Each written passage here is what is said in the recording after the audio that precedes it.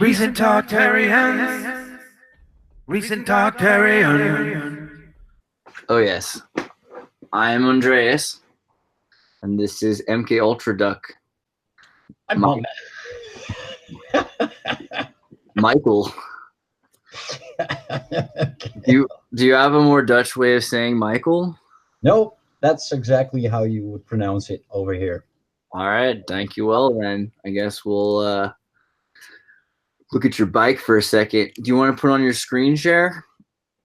Yeah, let me open up my. I don't have a camera. I'm sorry, guys. It's cool. I'll use this great picture of a duck that I've got.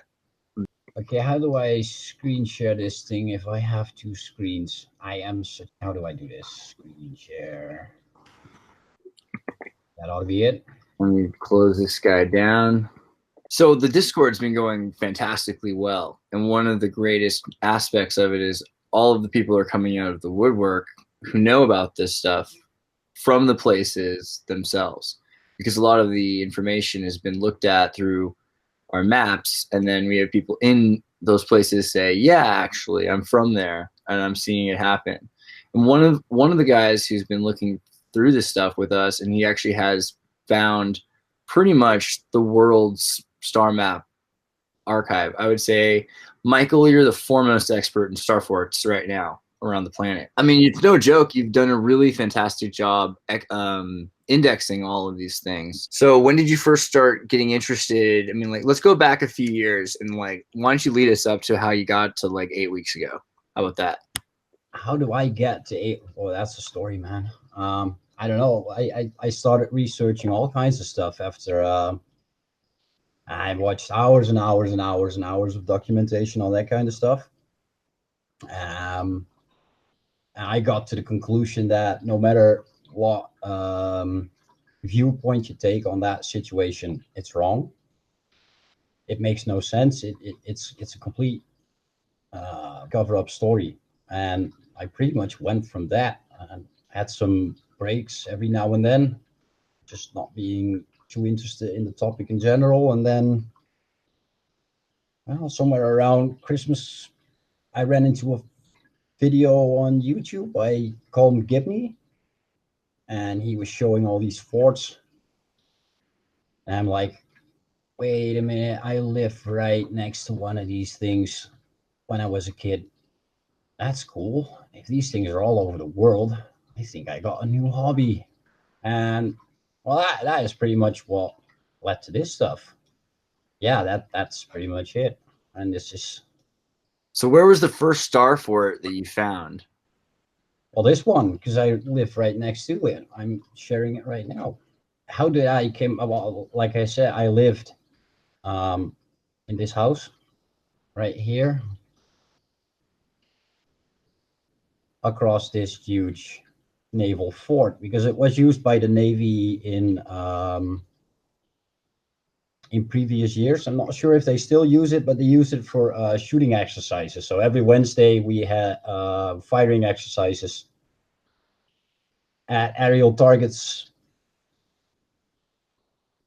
from the coast, and we had aeroplanes flying over, all that kind of stuff. And my grandfather used to work at the Navy as a munitions officer, told me all kinds of stories about how all these forts were interconnected in the past. There's tunnels going to all of them.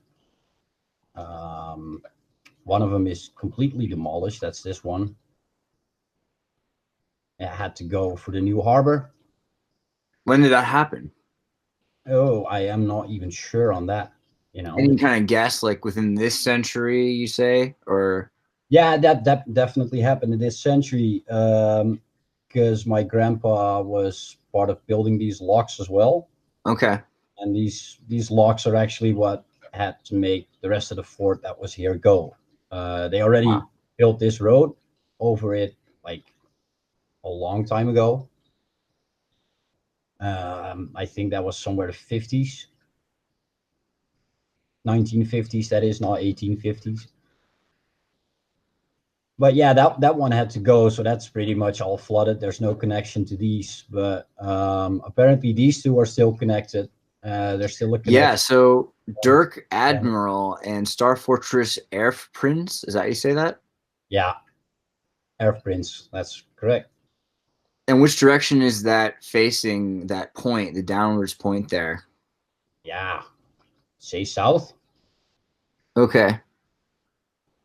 We zoom out, back in. Yes, it does. The point would. It's Dirk. So Dirk, what does Dirk mean? Dirk is a name. Does it come from anything like Kirk? I know he's like church. Well, I think Derek in American is sort of a derivative of Dirk. Derek being more Eastern European, I think. So it's interesting when you pull so close in, you can't see the West over very closely at this point. But when you have them all close together, where you see all three of them, it becomes very clear that there were three forts that were around that triangle shape. You can see, I mean, that's a little harder, but when you pull out just a tad, you can see all three of them. Yeah, it's like there you can see how it's been dismantled, but it's still clearly another part of that structure. It makes me think that I have my suspicions because this is the only one that is actually being hailed as a fort. And what does that say? It says Kijk down, which is look at the dune. Huh. And that's reimagined as a fish tank. There's a sea aquarium in this thing now. Wow. But this is a museum. But if you look at the outlines of the village of Huisduinen, which Absolutely. is house in the dunes, look at this point here. And we follow this line. There's a point here. Goes back down. It follows the same pattern. It follows the same pattern as all these forts, right? And also the triangulations of land around the forts. The forts point towards the negative space. So if we could just understand a bit about, if we could project that same pattern from the Den Helder over the dunes, I bet you could see what it used to look like. And there's already kind of a pattern there. Yeah, you can definitely see the things going here. And they all have slightly different shapes. Like apparently this is considered as the biggest fortress in the Netherlands. But then if you zoom out, you can actually pretty much deduce that this entire city was a fortress, right? Right. It looks like all of the outer points are pointing towards a center point, which might have been that Dirk Admiral. Does that make sense? The Dirk Admiral would in the center of this thing, or does it have any distinguishing characteristics that make it? I think the center was this. This is the old naval harbor. Okay. There's plenty of old maps that still show this as the readout. Well, you can see they completely demolished this one. Nothing left of it. This stuff is all new. This wasn't there on the old maps. And you were saying your grandfather works in the sadly departed many years ago. I know that feeling. The greatest generation. Oh yeah. For a reason. Well, so was he part of the army, or was he part of a construction company, or how did that play out? He was a munitions officer. Uh-huh. And so they didn't really explain much about it. They just said like it needed to be done for the environment or weather or something. Well, the destruction of these forts? Yeah. No, there's no real explanation for the disuse of them or anything. No. This was the army base. Yeah, there's something interesting about that one. That's the one I find it looks like probably one of the more contemporarily used, and it's in a safer place from the water. The funny thing, this one was used the longest. Well, it seems like that's closest to something you could get to. Is that the harbor behind it, or what? That the ocean bay? Can you get How deep is that? Like their boats right there? Yeah, dark water. So This is the wildest part of the North Sea. So yeah, the Mars Deep. that makes the most sense to me. Why the Starfort is angled? You know, if you've been looking at the Starforts that are islands, particularly the Liberty Island with the Statue of Liberty, it's on top of a Starfort, which is great for breaking the waves. You want me to go there? Sure. Or go anywhere you want. I mean, like that's a good one. Any Starforts you're thinking of? I'll take you to the Lady Liberty. That is New York, isn't it? Plum Island, Staten Island. There you go. You just did it. Yeah, and you start seeing. I mean, obviously, it's been affected over the centuries, but it was the entire island was, you know, it's got the golden ratio around it, which is another interesting thing about these star forts is that they're not just the star; they're actually this like Orion belt constellation around it. I'll give you a nice example of one of those. Colm Gibney, again, I want to give a lot of credit to this guy because he sent me his KMC file, which contained over 1,000 of these locations. So he done a lot of the work for me. Here we go. Lost it. There you go. Denmark, Copenhagen. Yeah, yeah, I've been to that one too. Actually, that's funny.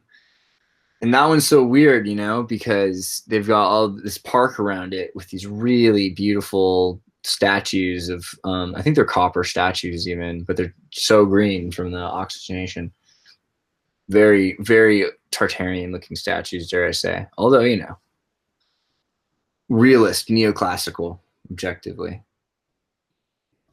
If you look at this one, you can see this is what Colm describes as the hedgehog. Mm-hmm. This is the head, and this is the body, right?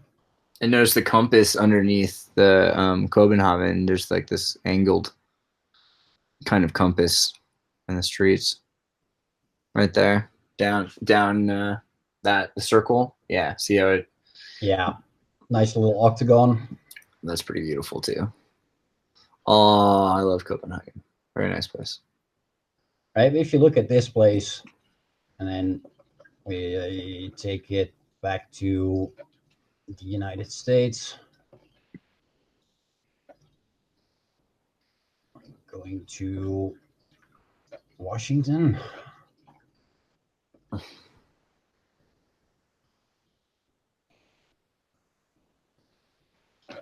There you go. A hedgehog, the head, and the body.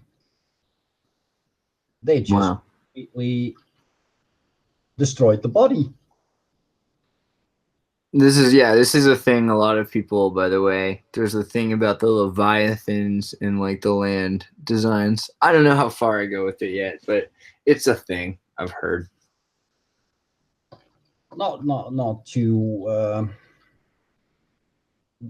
didn't go too deep into that theory yet. I mean, I'm definitely like, don't get me wrong, like I'm one of the most pro Leviathan being Opis thecanta, being a living mushroom like thing that could be like the size of land masses or things like that. And I'm not, I mean, obviously I believe in very large animals that existed even very recently. So, but the idea of them being that large or being, you know, whatever, I think if that were the case, then yeah, I mean, it's plausible, but then they would be more like giant mushroom creatures or something. I've just not quite gotten super deep into anything larger than like, I've seen, you know, giant mushrooms that would have been the size of buildings, you know, in like Mexico and Argentina. And I've seen like fossilized mushrooms that are giant. So I wouldn't be surprised if there were life that were, it's plausible, you know. I mean, people say nothing's plausible, haven't thought about how it is plausible yet. Everything is possible, man. Yeah, not just possible, plausible. It's you could put it into a logic that could make sense, you know. But that's just the dangerous thing. I'm careful to do that because that might, you know, then you're easy to invest in it as well. But it could very well be. You could go slightly crazy. Yeah, Oh, cool, right? Well, you become at least more like you become at least more a asocial because you become slightly more of an outsider to a perspective. But then again, you start seeing like designs like where they've put like humans, they've put patterns in the Inca mountains, the the Nazca trails and things. It's like, so it's not like there's not also representational art. That's not, I don't think anyone's questioning that there is representational art that's like visible from above. It's more about whether or not it's how coherent was a rock ever. And the answers are like there have been very coherent rocks, so it's plausible. It's just it comes down to, do you think that's the cause of the deluge, right? Like a lot of it is, it's all hinting at this sort of connection of philosophy. Was there a giant flood and did it kill these giant land masses which were alive? Let's look at some of any of these that are exciting you, like Mangalore or like where. You know what? They're all interesting because they all have their own funny little things going for them. They're all. Give me an example. Pull up one that you've been thinking about, you've seen before, and you thought was really cool. This one is pretty cool because it is another example of a small fort companioned by a large fort.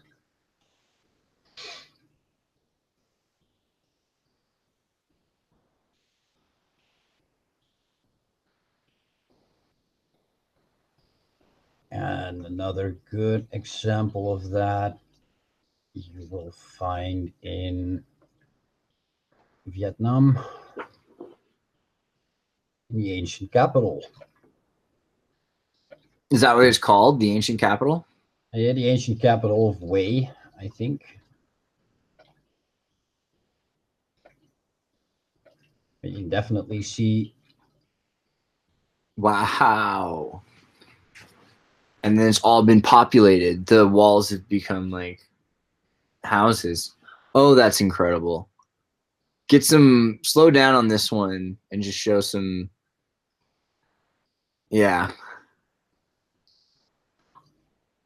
The size of these things is just. This one's really great. I mean, because from up here it looks like a grid. You get a little closer, you can see a chip, you see outlines, but you get a little closer, you're like, well, why did they look like that? And then you start to see it. You're like, okay, well, that's what's left.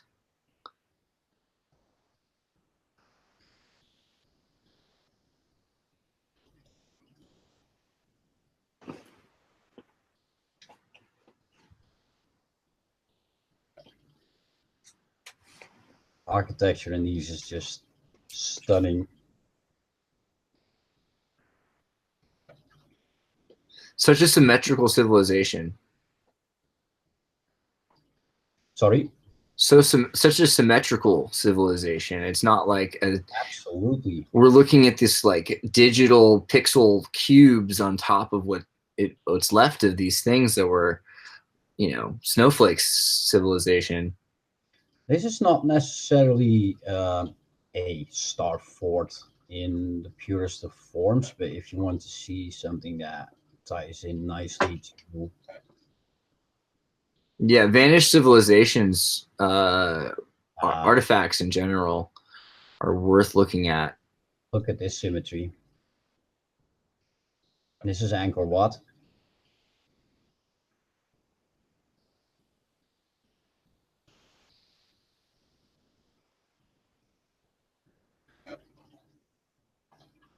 So is that water?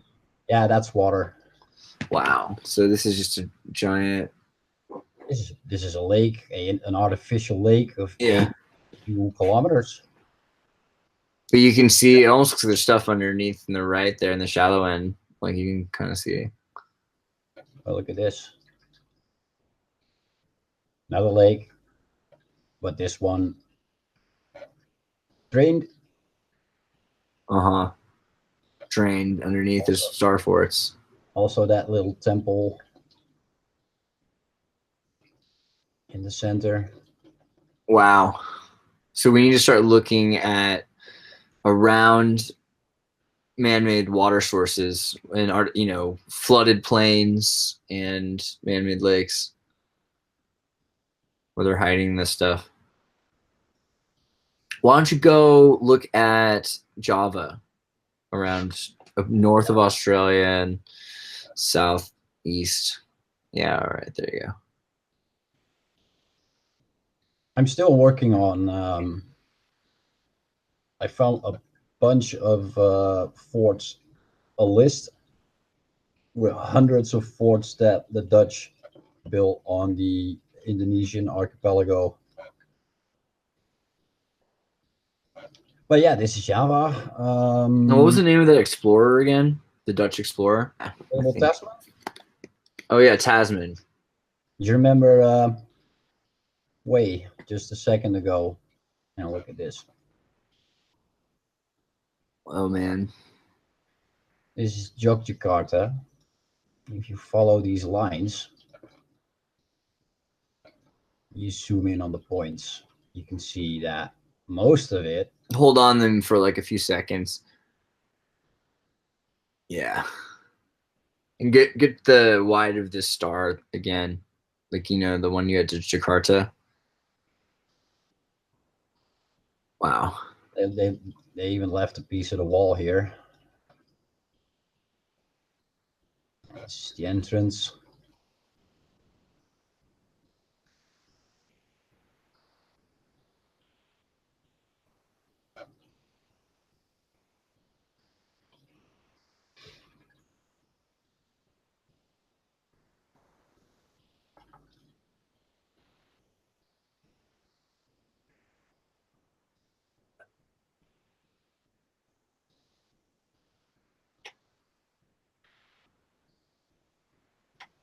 You want to go look at that volcano for a second? I sure do. It's pretty nuts. Which volcano is that? Does it say? Oh, I'd have to.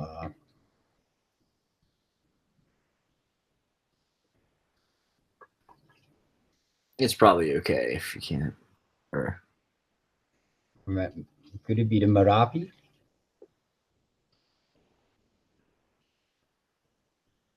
pull out just a bit, yeah. Well, you get the idea that there's a lot of seismic activity or something to the effects causing shifts in the geography and architecture constantly in Indonesia and Java. Oh yeah, this is. I actually marked this one out. This is the location to the start of the year without summer. Okay. This is what remains of Krakatau. Very strange that there's like sensor blocks over it. I don't think it's necessarily sensor blocks because these are very high resolution pictures. So it's just different times or something. They have like the different. Yeah, it's probably requested by the Indonesian government or some other entity. I don't really know, but yeah, this is all higher resolution than the surrounding areas, and that's why it looks like it's Let me see. censored out, but it's actually high detail shots. So if you go into the trees, like you can see way much more of the foliage here that you can see here. So that's just high resolution shots. They want to see something here. I don't necessarily know what, but yeah, that's Krakatau year without summer. And it's interesting how you can see it pushes the two places apart from each other in that zone, and then the water currents even are kind of affected by it.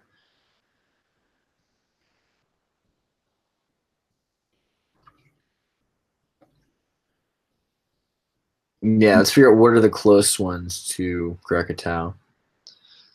A fort close to Krakatau? Well, let's start with that one really quickly while you're there. You're Ludwig. So where is this? This is pretty close, actually, though, right? Surabaya. Mm-hmm. Surabaya city. That's Surabaya city is here.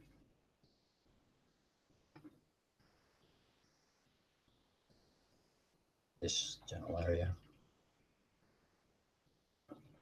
And But, feel yeah. free also, like, anytime you're like thinking, like when you're like, and so I thought this, so I went looking for here, like go ahead and walk through your approach. Sure. There you go. This one is closest to Krakatau. That's pretty impressive. It's like, is it just in the fog, or I mean, because it's still like very clear. I think it's in the fog. If you take this is something I usually tool I usually use to check if something might be a fort. Right? You just go through the old images. Oh, excellent. Like so. Wow, so that's basically the walls pretty much gone, and then you've just got like kind of the outline of the ground. I mean, I can't tell how high it is, but it's pretty much just the shape of it. It doesn't really feature on the terrain either, so it's not really that high. Do they tell you when these things they suggest that they were supposed to have been made, or who made them? During the East India Trading Company time. So they're all supposed to be like Spanish forts, basically. Well, East India Trading Company was Dutch. Oh, so they're post Habsburg only. What was the East India Company? 1600s.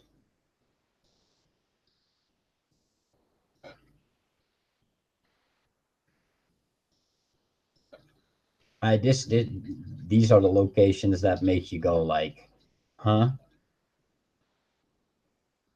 I'm zooming in really quickly, but I'll show you where this leads when I zoom out. Like,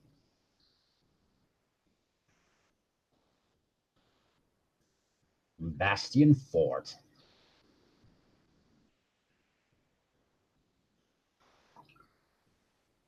That's a very nice list. There's a list of Starfort's wiki page, and that's a nice list just to start with if you like this stuff. But it's far from complete.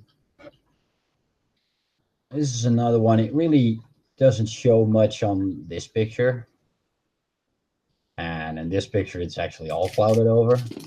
So the wiki, how about like explain your like opinions, like the Wikipedia page, like what's missing from it, you know, and like what are you seeing here that's extra?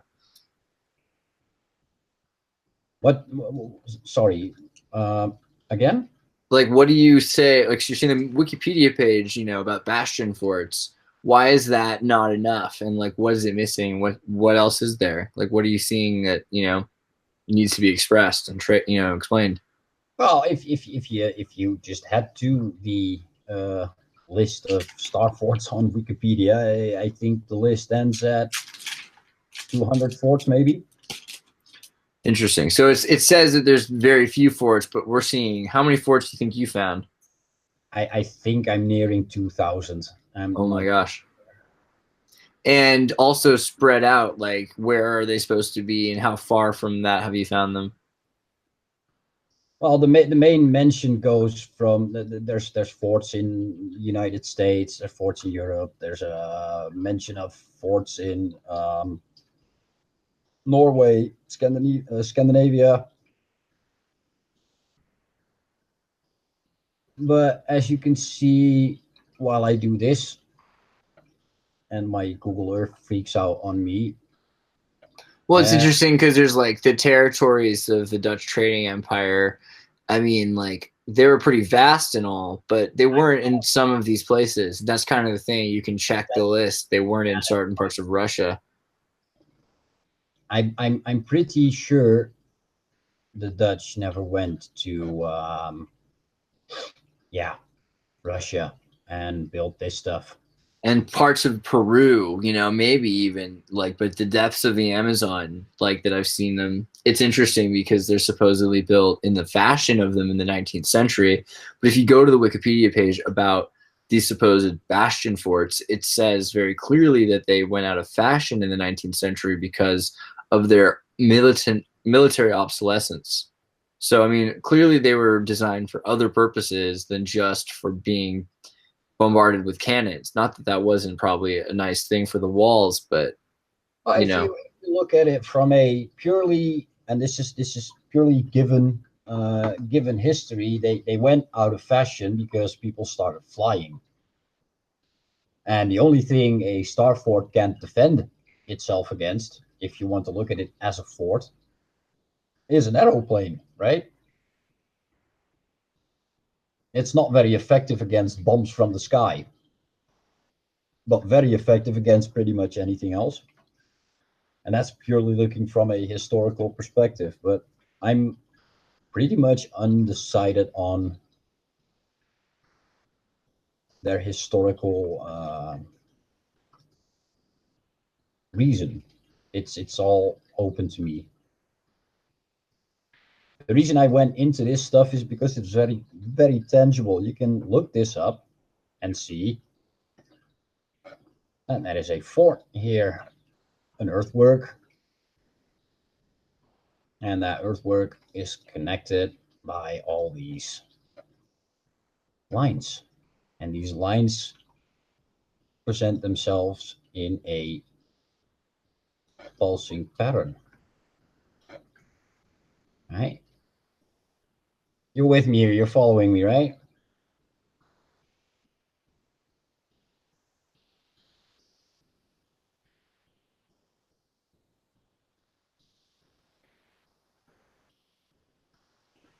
yeah, sorry, I was muted. I was just trying to see if we got Lean, but he's not going to come, I don't think, right this second because it's probably late in China. We'll hit him for next time. We will set up, though, the next stage of this video, which will be the Formosa stuff. But we'll get there in a second. That's definitely interesting. The whole Selandia thing is intriguing. Definitely. So yeah, I don't want to jump ahead yet because I want you to get this part across. So this is Vodino, and this is in Russia, right? You said where in Russia? I think we're in near Kazakhstan. Okay. Yeah, this is all as you can see. I'm not going to go over 500 kilometers of fortified lines, but yeah, all these forts. Each one of these, each one of these points is a star fort you've found. Yes. No, well, not just me. But these are found star forts that are not on the normal maps usually. They're all locations for star forts, and some of them, like you see here, are almost invisible. But this, at a certain point, like you see these lines, at a certain point, you can start deducing where these things are. Right. In this line, because they are all presented at fixed distances. You gotta slow down. Now I see you're about as fast as me on this thing. I see what people mean when they say, we can't watch your stuff because it's so fast. Okay, so let's say 5 seconds on each reading of each word. So Chernovka is demolished, and let's go in there just real quickly for a second and just focus on that little area. Do you see the outlines of the fort? So I see the like. Yeah, I see it now. Yeah, I see the points. So sometimes it really takes sort of a throw your hat in the air and. Yeah, it might be helpful. Can you pull up a picture of the Bastion fort really quickly to show, or do you want me to try to do that? I'll show what a Bastion fort is supposed to look like, I guess. Oh, you mean a complete one that is in good condition? Yeah. This one looks fairly good. Yeah, let me just get like a.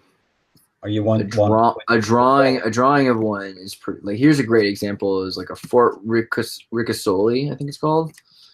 And okay. It's Malta, right? let me go to the screen for a second. And Fort Ricasoli. Okay, so you'd think that a Fort Ricasoli would look. I think when we think about Starfort, it's hard to imagine that they actually look like more than just the star itself. Like the Pentagon is not the only part of Washington D.C. Like the thing about the fort is it has a strategic line of defense, but it also has several bastions, and it has a strategic line of charge as well. So it's actually kind of like a clockwork system designed to be attacked from one angle to another. So some of these star forts, like think about that when you see them, I guess. And I'm saying that to the audience, obviously. Yeah. I figured as much. Yeah, because like here you go, like right here, he's found a great example. This is it. This is Ricasoli, the one you just showed. Okay, yeah. And this is the model for like what you'll see a lot of these forts are designed on. They have a point. Can you go back to the center for a second? Look at that diamond point that it comes out at the top of it, and then you've got a number of angles, but they all follow the same rules.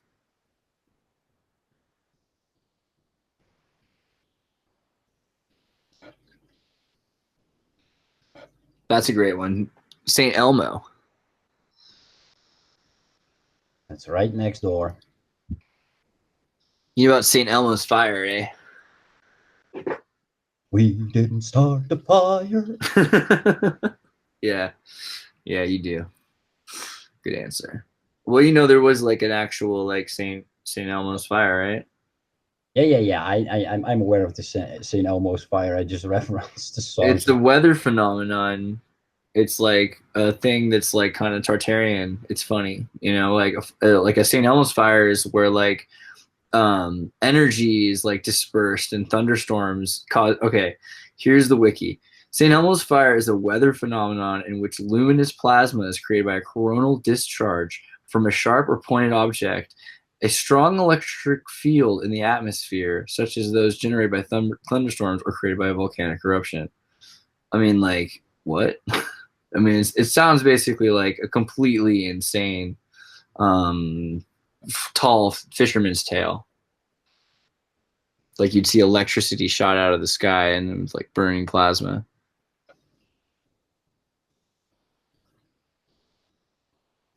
Thunderbolt and lightning, very, very frightening me. Oh, Galileo. Hey, that's pretty fancy. So you've been putting red lines in these places or what? How have you been doing that?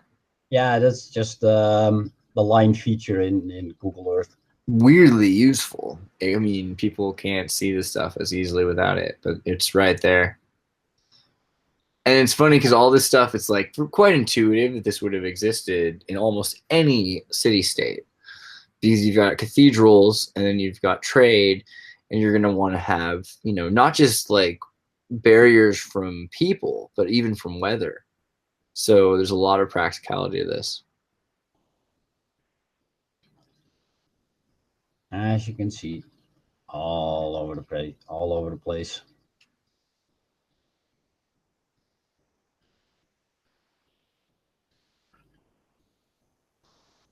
Anything you particularly want to see? Because I see these things on pretty much. So yeah, all right. So the way I wanted to go about this presentation was I want to try, now that we've kind of visualized that there are star forts all over the world. I mean, geez, look at this map.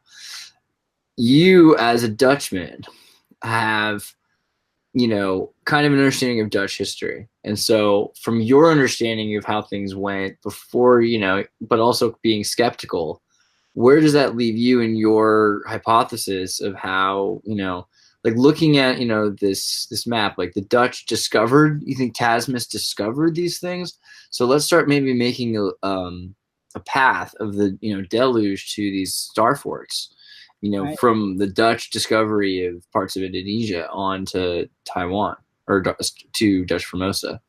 Well, we'll have to go back into our wonderfully muddled history.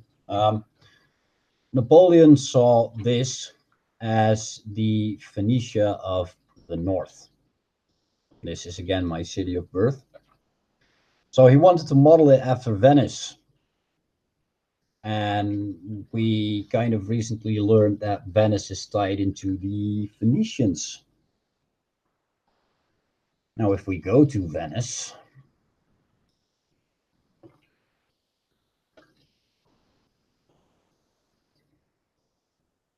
sorry if this is all going really fast, but I know exactly where I'm going. Yeah, I'll just say, like, when you get to the spot, just hold on it for 5 seconds. But you know, that's the main thing. That's Venice. Just one of the fortresses around Venice. Wait, zoom in a little bit more. Go. Let's hang out in Venice for a second. Okay. Let's. So you got a really interesting thing here, right? People like to go in boats all around Venice, and if you went just a bit out from here, did you see the snake just next to the star? See that snake? Next to that little star right here, you mean? Yeah. Wow.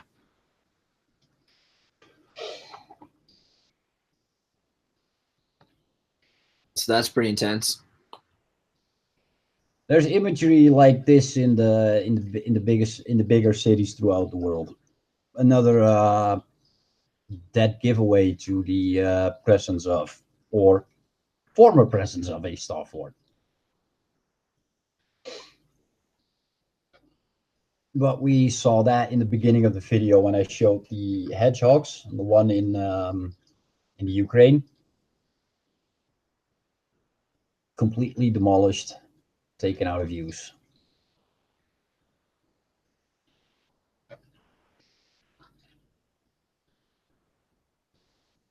I mean, they don't even all look like stars anymore.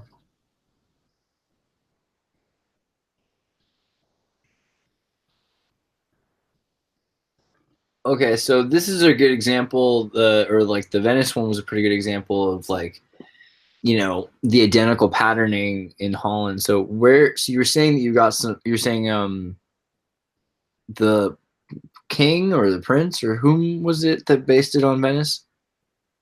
Napoleon. Okay, yeah, Napoleon. So wait, Napoleon did this in Holland? Yeah. Okay.